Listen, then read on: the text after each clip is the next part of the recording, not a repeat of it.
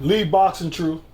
So it looks like Derrick James just had a interview with, I believe, Fight Hub, or it could have been Fight Hype, but had an interview about Errol Spence, about Jamel Charlo, and also about Ryan Garcia.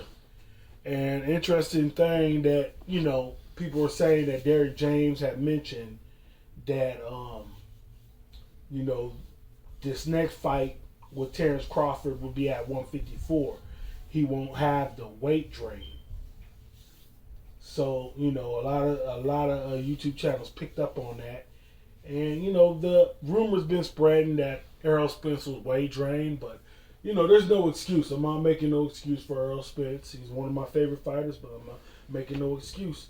But I would like to see the fight happen at 154, and if Terrence Crawford honors that, if he honors, well, I guess the contract is still void, but even though they're no longer really doing business with Showtime, but to see if they can get another fight at 154, because it seems like Errol Spence is determined to get that fight, that the rematch, and I'm hoping that this version of Errol Spence at 154 is definitely better than his last version, and then we can actually see what it is when you have both of these fighters in the ring at 154, and I just hoping that this fight comes to fruition. But the way Derrick James, the one thing I do like about him is he doesn't say, oh, I know this, I know that. He's like, he's not informed with that information. His whole job is like, I'm just a trainer. I'm not a match maker. I'm not setting up matches and none of that stuff. That's not me. And he puts a lot of things into perspective. Like, people took losses before. People been really getting on Derrick James, and I'm like, man, what are you getting on this dude about? He had two unified, he got one undisputed champion, and he's been training these guys. Nobody's perfect. You're gonna lose a fight if you're fighting the best out there. And we're acting like Errol Spence lost to a nobody. He lost to one of the guaranteed Hall of Famer. So, with that being said, what do you expect? And then Jamel Charlo, he challenged himself, and he wasn't at that weight division. He doesn't belong in there with Canelo. Plain and simple. So he go back to 154, and he sees how 154 worked for him, and hopefully he's doing it the right way, and it doesn't have no effects on him. And then he can move his way up as he gets a little bit older. I think he can go to 160, and 160 will probably be 160 to 160, maybe 168 later on.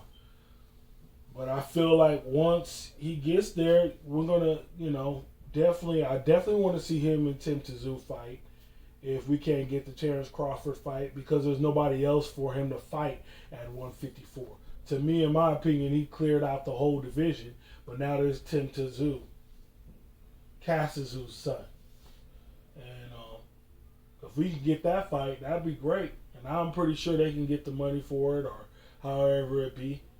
But we got to see what Jamel's doing right now, because he's probably taking a long vacation. And, if you're taking a loss and you're getting the biggest payday of your life, then that's good. We just want to see the best fighting the best. And if we can see the best fighting the best, of course I'm going to pay pay-per-view. I have no problem paying pay-per-view.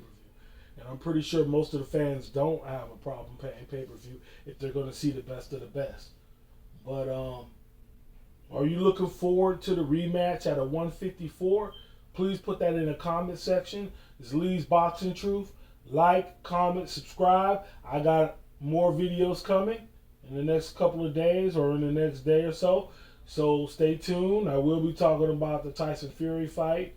I'm not too big into the crossing over fights, but I know people like that. So I'm going to give my opinion on the fight and what do I think, and how I think it's going to play out. Lee's Boxing Truth. Like, comment, subscribe. Help this channel grow. We're on our way to 1,000, guys. We're on our way to 1,000, but it's a little step by step, and I just got to be one thing you got to do is keep on being consistent, and that's what I plan on doing. Keep on being consistent, doing stuff that I love. It's not really hard for you to be consistent when you're doing something that you enjoy doing, that you love doing. So Lee's Boxing Truth, once again, like, comment, subscribe.